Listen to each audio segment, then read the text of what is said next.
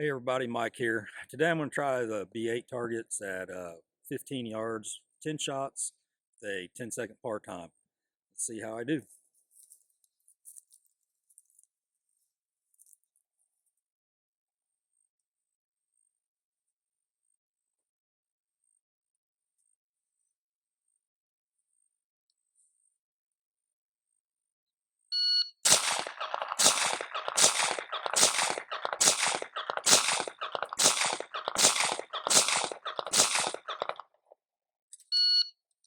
And I'm clear.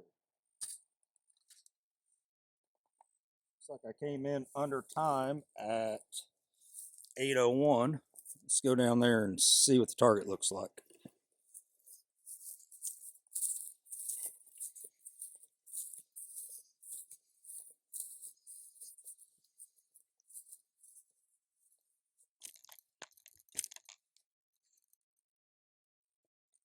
All right, so I've got one in the 8, 1,